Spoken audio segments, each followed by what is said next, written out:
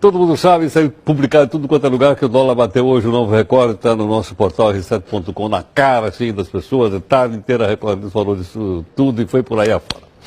Bom, nós vamos conversar agora com o nosso comentarista de economia, o Richard Rittenberg, que está aqui conosco. Richard, boa noite, tudo bem? Boa noite, Geraldo. A gente vai falar aqui ou vamos mostrar lá algum... Tem um gráfico interessante aí. Quer ver o gráfico primeiro? Podemos ver. Vamos lá, então vamos dar uma olhadinha então no gráfico aqui, bota o gráfico aqui no nosso telão mágico aqui para a gente ver como é que funciona isso. Assim a gente teria uma situação melhor. Primeira coisa que a gente perguntar antes de aparecer aqui o telão. Nós vamos falar de crise cambial, vamos falar de política cambial. Exatamente, essa é a pergunta que as pessoas devem fazer e a gente vai procurar explicar com calma para elas entenderem todo o processo e a diferença entre uma crise cambial e uma política cambial. Esse gráfico que eu fiz, ele é o câmbio real. Por que eu estou utilizando o câmbio real? Porque eu quero comparar de 95 até 2015. Mas como ocorreu inflação no Brasil e inflação também nos Estados Unidos, então eu faço um ajuste e calculo o câmbio real descontando já a inflação e consigo comparar esses períodos. Com essa última alta que a gente está vendo aqui, na verdade a gente não chegou ainda próximo daquele topo que a gente viu em 2002. Então, em outubro de 2002, está aqui. É governo Lula. Isso, quando bateu os 4 naquela época. Tá. Só que os 4 naquela época, se a gente descontar a inflação brasileira e americana, equivale mais ou menos a 6,50 de hoje. De hoje, tá. O que acontece? A gente passou ou está próximo do pico de 99, que é quando teve a mudança de regime cambial, que o câmbio ele andava aos pouquinhos, que chama banda cambial, e aí ele passou a ser flutuante, quando saiu rapidamente de 1,20 na época para 2,20. Tá, por que eu estou mostrando esse gráfico? Para a gente responder a primeira pergunta e mostrar esse ciclo de desvalorização, ele é significativo? Ele é. Só que ele chegou já no patamar de 2002? Ainda não, ainda tem um espaço. Agora, para a gente entender se é uma política cambial ou uma crise cambial, algumas semanas até no programa você me perguntou, esse dólar vai chegar a 4? E eu falei, o governo torce para que ele chegue nos 4. Por que ele torce para chegar nos 4? A gente vai ver isso também. Mas, repetindo aqui, então, você tem esse pico de 6,50, esse pico aqui de 99, que agora que a gente atingiu, e a grande mudança cambial aconteceu no começo deste ano. Então, esse câmbio real de hoje quanto é? 4 e quanto? Hoje chegou a 4,14. 4, mas com inflação, sem inflação? Não, é porque a gente está contando com como é hoje. Então, hoje, tá, não tem inflação. Isso, e a gente está comparando hoje com os demais dias. Tá certo. Por que é uma crise cambial? Crise cambial é quando o país ele está sem reservas internacionais, ele está vulnerável e ele está sob ataque especulativo. Então, mas eu ouvi hoje alguém falar que estamos e você tem uma saída de capitais. Se a gente pegar essa curva que foi em 2002, que teve a grande desvalorização de abril a outubro de 2002, quando bateu nos 4 daquela época, teve uma saída de 10 bilhões de dólares do país. Agora, o mais interessante, de setembro de 2014 até os dias de hoje, a gente teve uma entrada de recursos, ou seja, entrou dólares. Então, o dólar não está subindo porque está ocorrendo uma fuga de capitais. O dólar está subindo porque faz parte da política econômica. Então não está tendo ataque especulativo? Não está tendo ataque especulativo e nem fuga de capitais. Tá. Outro ponto interessante. Fuga de capitais, mas não está vendo entrada e saída de capitais aqui? Tá, mas está entrando mais do que saindo. Mais do que está saindo. Isso. Tá. E aí, o mais interessante, a diretoria do Banco Central que entrou agora no começo do ano, se a gente pegar os artigos deles, tem um artigo de um diretor de assuntos internacionais, ele chama Tony Volpon. Ele escreveu em novembro de 2014, ou seja, meses antes de assumir o cargo dele, por uma taxa, no jornal Valor Econômico, um artigo, por uma taxa de câmbio mais fraca, defendendo abertamente que a taxa de câmbios deveria se desvalorizar de forma significativa, porém ordenada. Como é que a gente percebe também que é uma política cambial?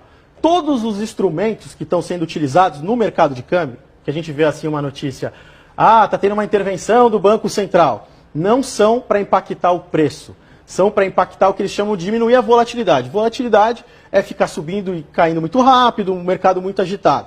Já em 2002, não, eles utilizaram o recurso de venda de reservas. Quando você vende reservas diretamente, você está querendo impactar o preço. E até o momento, não. Então, fica claro que eles estão gostando dessa flutuação e estão esperando o momento certo de aí começar a intervir no preço. Agora, só um detalhe. Mas com o dólar a mais de 400, não está um desgaste político enorme em cima do governo? Passada a barreira dos 4, eu julgo que foi demais, porque despertou essa âncora psicológica. Quando você fala, vai subir o pãozinho. Isso. Vai subir os produtos importados. A maquiagem vai subir não sei o quê. E aí? Agora vem a segunda parte que eu falei, por que fazer esse ajuste? Eles represaram por muito tempo o câmbio num patamar artificial. Quem represou? O Banco Central. Era uma política econômica de manter o câmbio muito apreciado, segurando a inflação. Isso gerou o quê? Aumento Isso fez parte da política econômica do governo da Dilma. Isso, exatamente. Tá. E aí você tinha aumento da importação, aumento dos gastos dos brasileiros no exterior, e isso estava tornando o Brasil muito vulnerável externamente. Porque se parasse de entrar capitais, aonde a gente ia tirar dólares? Das reservas internacionais. Só que tem esse ponto interessante. Aqui as reservas internacionais, quando eles interviram, era 35 bilhões de dólares, contando o dinheiro do FMI. E agora a gente não está intervindo porque a gente não tem reserva. Não, a gente tem 370 bilhões de dólares de reserva. 10 vezes mais poder de fogo que a gente tinha aqui. Então, mais um argumento mostrando como faz parte de uma política cambial. Para que eles querem fazer isso? Para o Brasil fazer o chamado ajuste externo. O que é o ajuste externo? É o país não precisar tanto de dólares. Como é que eles fizeram isso? É de uma forma que as pessoas não estão gostando. Primeiro, reduzir o gasto de turismo no exterior. Então os brasileiros não estão podendo, não está compensando viajar, não estão conseguindo viajar e gastar lá fora, e estão gastando aqui dentro. Queda brusca nas importações, porque ficaram muito caro. E as empresas, como está numa grande recessão, elas estão mandando menos lucro para as matrizes. Então a remessa de lucro. Aí outra questão interessante, mas para que fazer uma desvalorização tão forte? Não pode afetar a inflação? Não é perigoso? O que eles também fizeram com um risco mais ou menos calculado? Eles estão se aproveitando da grande recessão que a economia tem, porque aí os empresários não conseguem repassar totalmente essa alta do dólar. Eles vão buscando outras alternativas, produtos substitutos, vão se virando. Tem um custo social imenso isso?